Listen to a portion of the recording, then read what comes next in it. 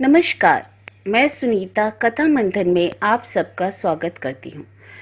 कथा मंथन में आज की कहानी है प्रेमचंद्र जी द्वारा लिखित मुबारक बीमारी।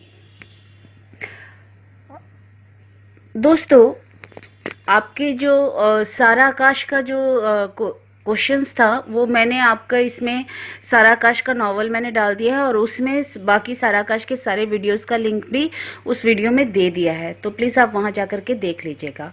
और मैंने एक नया व्लॉग भी डाला है, अपना मतलब व्लॉग डाला है, तो आप उसको मेरे नए चैनल पे देख सकते हैं, कथा की अद्भुत कथाएं में। वहाँ पे आपको भूतों की कहानियाँ और बंगला कहानियाँ भी मिल जाएंगी। तो उसका लिंक मैं आपको डिस्क्रिप्शन बॉक्स में और आई बटन पे दे दूंगी, तो प्लीज़ आप वहां जा कर के सब्सक्राइब जरूर कीजिएगा। तो चलिए शुरू करें। मुबारक बीमारी।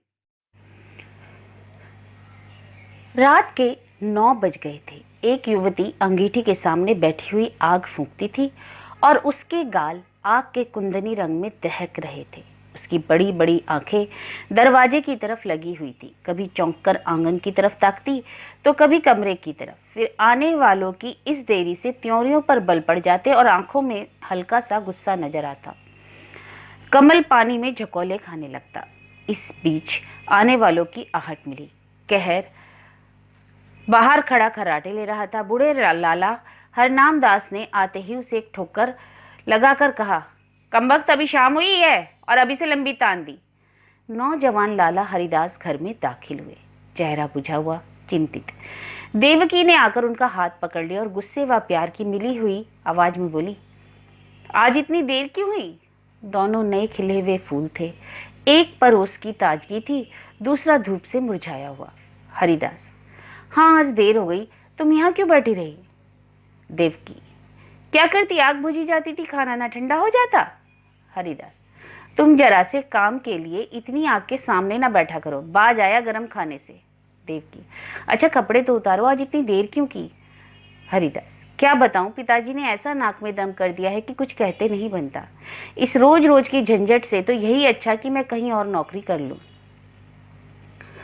लाला हरनाम दास एक आटे की चक्की के मालिक थे। उनकी जवानी के दिनों में आसपास दूसरी चक्की ना थी। उन्होंने खूब धन कमाया, मगर अब वह हालत ना थी। चक्कियां कीड़े मकोड़ों की तरह पैदा हो गई थी, नई मशीनों और इजादों के साथ। उसके काम करने वाले भी जोशीले नौजवान थे, मुस्तैदी से काम करते थे। इसलिए हरनाम दास का कारखाना रोज गिरता जाता था। बूढ़े आदमियों को नई चीजों से चिढ़ हो जाती है, वह लाला हरनाम दास को भी थी। वह अपनी पुरानी मशीन ही को चलाते थे। किसी किस्म की तरक्की या सुधार को पाप समझते थे, अगर अपनी इस मंदी पर कूड़ा करते थे। हरिदास ने उनकी मर्जी के खिलाफ कॉलेजिएट शिक्षा प्राप्त की थी और उसका इरादा था कि अपने पिता के कारखाने को नए उसूलों पर चलाकर आगे बढ़ाए। लेकिन जब वह उनसे किसी परिवर्तन या सुधार का जिक्र करता तो लाला साहब जामे से बाहर हो जाते और बड़े गर्व से कहते, कॉलेज में पढ़ने से तजर्बा नहीं आता, तुम अभी बच्चे हो, इस काम में मेरे बाल सफ़ेद हो गए हैं, तुम मुझे सलाह मत दिया करो, जिस तरह मैं कहता हूँ काम किए जाओ। कई बार ऐसे मौके आ चुके थे कि बहुत ही छोटे मसलों में अपने पिता की मर्जी के खिलाफ काम करने के जुर्म में हरिदास को सख्त फटकारें पड़ी थी। इसी वजह से अब वह इस काम में कुछ उदासीन हो गया था और किसी दूसरे कारखाने में किस्मत आजमाना चाहता था, जहां उसे अपने विचारों को अमली सूरत देने की ज्यादा सहूलतें हासिल हो। देवकी ने सहानुभूति पूर्वक कहा, तुम इस फिक्र में क्यों जान खपाते हो? जैसे वह कहे वैसा ही करो। भला दूसरी जगह नौकरी कर लोगे तो क्या कहेंगे? और चाहे वे गुस्से में मारे कुछ ना बोले, लेकिन दुनिया तो तुम्ही को बुरा कहेगी ना। देवकी नई शिक्षा के आभूषणों से वंचित थी। उसने स्वार्थ का पाठ ना पढ़ा था, मगर उसका पति अपने अल्मा मेटर का एक प्रतिष्ठित सदस्य था। उसे अपनी योग्यता पर पूरा भरोसा था, उस पर नाम कमाने का जोश। इसलिए वह बूढ़े पिता के पुराने ढर्रों को देखकर धीरज खो बैठता था। अगर अपनी योग्यताओं के लाभप्रद उपयोग की कोशिश के लिए दुनिया उसे बुरा कहे तो उसकी परवाह न आती। झुंझलाकर बोला, कुछ मैं अमृत की घरिया पीकर तो आया नहीं कि सारी उम्र उनके मरने का इंतजार करूं। मूर्खों की अनुचित टीका टिप्पणियों के डर से क्या अपनी उम्र बराबर कर दूं? मैं अपने कुछ हमउम्रों को जानता हूँ जो हरगिज मेरी सी योग्यता नहीं रखते, लेकिन वह मोटर पर हवा खाने निकलते हैं, बंगलों में रहते हैं और शान से जिंदगी बसर करते हैं। तो मैं क्यों हाथ पर हाथ रखे जिंदगी को अमर समझे बैठा रहूं? संतोष और निष्प्रयता का युग बीत गया, यह संघर्ष का युग है। यह मैं जानता हूँ कि पिता का आदर करना मेरा धर्म है, मगर सिद्धांतों के मामले में मैं उनसे क्या किसी से भी नहीं दब सकता। इसी बीच कहार ने आकर कहा, लाला जी थाली मांगते हैं। लाला हरनामदास हिंदू रस्म रिवाज के बड़े पाबंद थे, मगर बुढ़ापे के कारण चौक के चक्कर से मुक्ति पा चुके थे। पहले कुछ दिनों तक जाड़ों में रात को पुरियां ना जम होती थी, इसलिए चपातियां ही अपने बैठक में मंगवा लिया करते थे। मजबूरी ने यह कराया था जो हुज्जत और दलील के काबू से बाहर था। हरिदास के लिए भी देवकी ने खाना निकाला। पहले तो वह हजरत बहुत दुखी नजर आते थे, लेकिन बघार की खुशबू ने खाने के लिए चाव पैदा कर दिया था। अक्सर हम अपनी आंख और नाक से हाजमे का काम लिया करते हैं।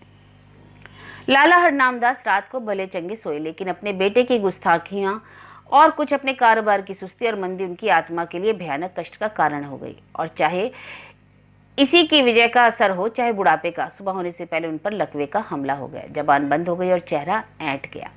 हरिदास डॉक्टर के पास दौड़ा। डॉक्टर आए, मरीज को देखा और बोले, डरने की कोई बात नहीं, सेहत होगी, मगर 3 महीने से कम ना लगेंगे। चिंताओं के कारण यह हमला हुआ है, इसलिए कोशिश करनी चाहिए कि वे आराम से सोएं, परेशान ना, और जबान खुल जाने पर भी जहां तक मुमकिन हो बोलने से बचें।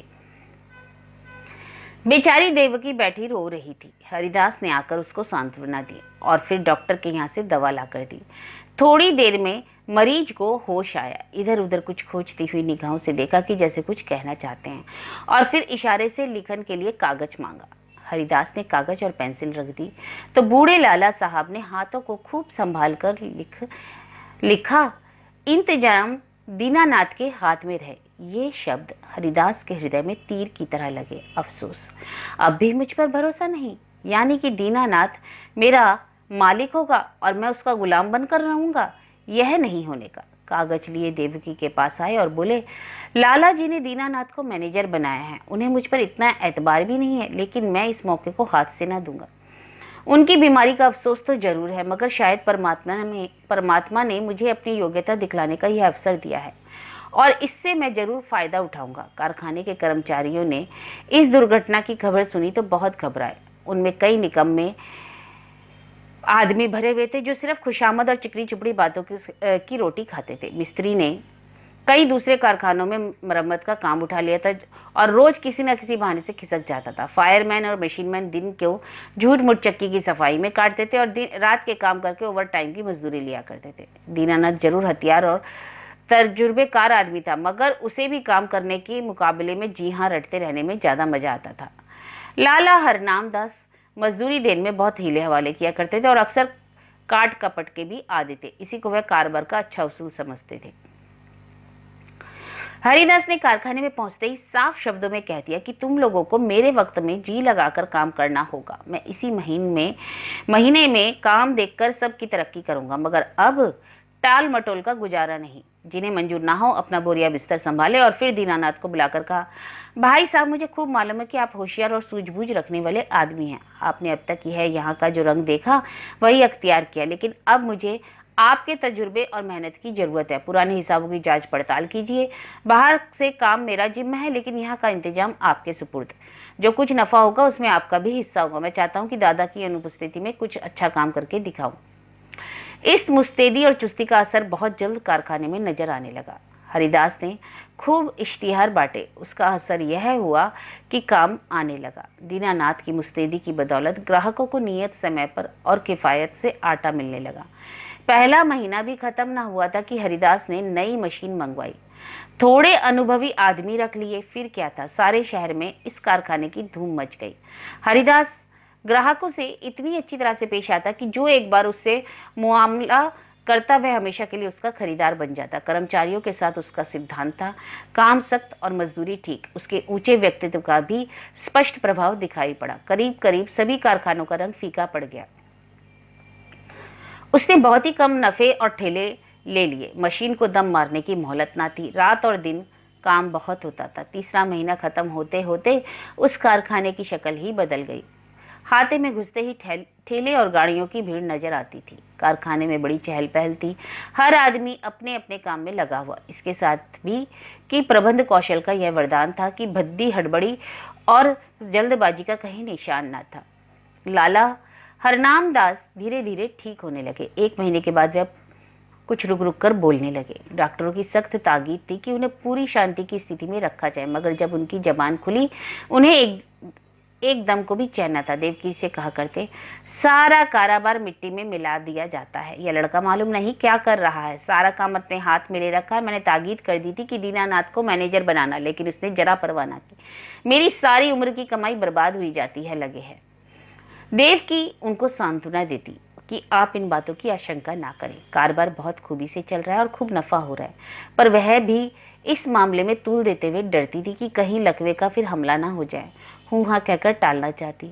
हरिदास जो ही घर में आता, लाला जी उस पर सवालों की बौछार कर देते, और जब वह टालकर कोई दूसरा जिक्र छेड़ देता तो बिगड़ जाते और कहते, जालिम तू जीते जी मेरे गले पर छुरी फेर रहा है, मेरी पूंजी उड़ा रहा है। तुझे क्या मालूम कि मैंने एक एक कौड़ी किस मशक्कत से जमा की है। तूने तो दिल में ठान लिया कि इस बुढ़ापे में मुझे गली गली की ठोकर खिलाए, मुझे कोड़ी कोड़ी का मोहताज बनाए। हरिदास फटकार का कोई जवाब न देता, क्योंकि बात से बात बढ़ती है। उसकी चुप्पी से लाला साहब को यकीन हो जाता कि कारखाना तबाह हो गया। एक रोज देवकी ने हरिदास से कहा, अभी कितने दिन और इन बातों का लाला जी से छिपाओगे? हरिदास ने जवाब दिया, मैं तो चाहता हूँ कि नई मशीन का रुपया अदा हो जाए तो उन्हें ले जाकर सब कुछ दिखा दूं। तब तक डॉक्टर साहब की हिदायत के अनुसार 3 महीने पूरे भी हो जाएंगे। देवकी, लेकिन इस छिपाने से फायदा क्या, जब वे आठों पैर इसी की रट लगाए रहते हैं। इससे तो चिंता और बढ़ती है, कम नहीं होती है। इससे तो यही अच्छा है ना कि उन्हें सब कुछ कह दिया जाए।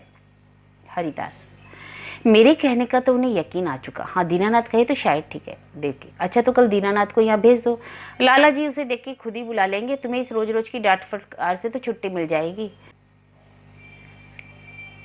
हाँ, अब इन फटकारों का जरा भी दुख नहीं होता। मेरी मेहनत और योग्यता का नतीजा आंखों के सामने मौजूद है।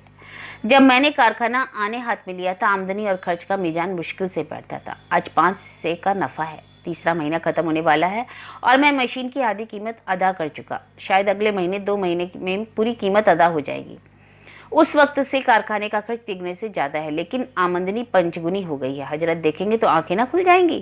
कहाँ हाथे में उल्लू बोलते थे, एक मेज पर बैठे आप ऊँगा करते थे, एक पर दीनानाथ कान कुरेदार करता था, मिस्त्री और फायरमैन ताश खेलते थे। बस 2-4 घंटे चक्की चल जाती थी। अब दम मारने की फुर्सत नहीं है। सारी जिंदगी में जो कुछ ना कर सके वह मैंने 3 महीने में करके दिखा दिया। इसी तजुर्बे और कार्रवाई पर आपको इतना घमंड था। जितना काम वह 1 महीने में करते हैं उतना तो मैं रोज कर डालता हूँ। देवकी ने भर्त्सना पूर्ण नेत्रों से देखकर कहा, अपने मुंह मियाँ मिट्ठू बनना कोई तुमसे सीख ले। जिस तरह माँ अपने बेटे को हमेशा दुबला ही समझती है, उसी तरह बाप बेटे को हमेशा नादान समझता है। यह उनकी ममता है, बुरा मानने की बात नहीं है। हरिदास ने लज्जित होकर सर झुका लिया। दूसरे रोज दीनानाथ उनको देखने के बहाने से लाला हरनाम दास की सेवा में उपस्थित हुआ। लाला जी उसे देखते ही तकिए के सहारे उठ बैठे और पागलों की तरह बेचैन होकर पूछा, क्यों, कारोबार सब तबाह हो गया ना? अभी कुछ कसर बाकी है? तुम लोगों ने मुझे मुर्दा समझ लिया, तब कभी बात तक ना पूछी। कम से कम मुझे ऐसी उम्मीद ना थी। बहू ने मेरी तीमारदारी नहीं की होती तो मर ही गया होता। दीनानाथ, आपका कुशल मंगल रोज बाबू साहब से पूछ लिया करता था। आपने मेरे साथ जो नेकियां की हैं उन्हें मैं कैसे भुला सकता हूँ। मेरा एक एक रोआ आपका एहसानमंद है, मगर इस बीच काम ही कुछ ऐसा है कि हाजिर होने की मोहलत ना मिली। हरनाम दास, खैर कारखाने का क्या हाल है? दिवाला होने में क्या कसर बाकी है?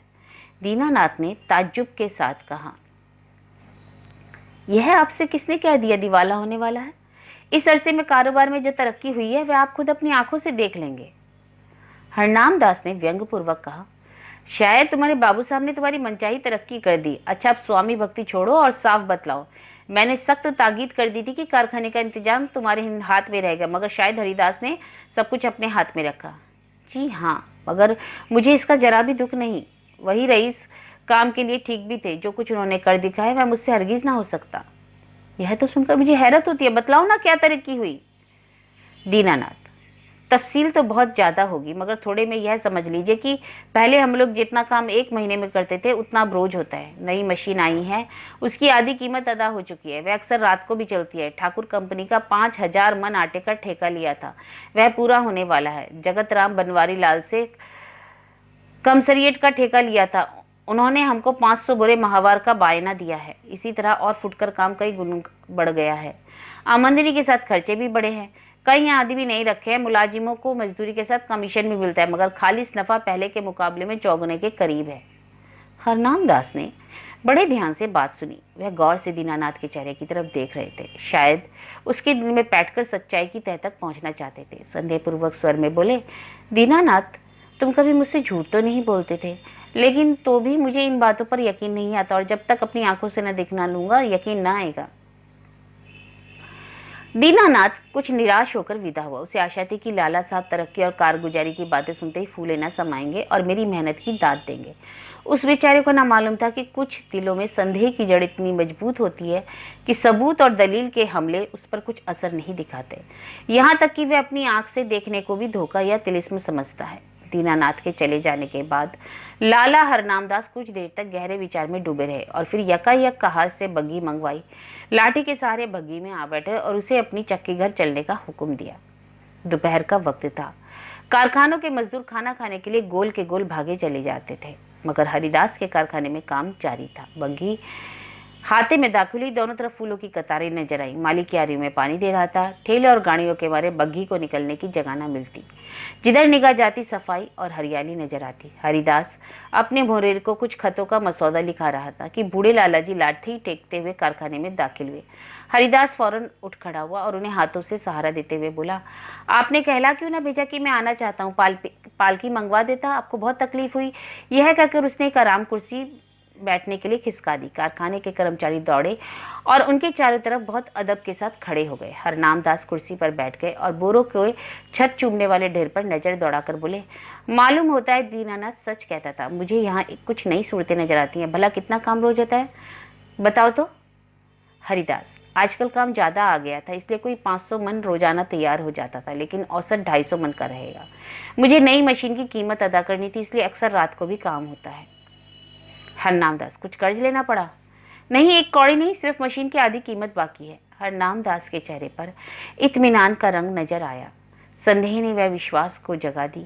प्यार भरी आंखों से लड़के की तरफ देखा और करुण स्वर में बोले, बेटा, मैंने तुम्हारे ऊपर बड़ा जुल्म किया, मुझे माफ करो। मुझे आदमियों की पहचान पर बड़ा घमंड था, लेकिन मुझे बहुत धोखा हुआ। मुझे अब से बहुत पहले इस काम से हाथ खींच लेना चाहिए था। मैंने तुम्हें बहुत नुकसान पहुंचाया। यह बीमारी बड़ी मुबारक हुई जिसने तुम्हारी परख का मौका दिया और तुम्हें लियाकत दिखाने का। काश ये हमला 5 साल पहले ही हुआ होता। ईश्वर तुम्हें खुश रखे, हमेशा उन्नति दे। यही तुम्हारे बूढ़े बाप का आशीर्वाद है।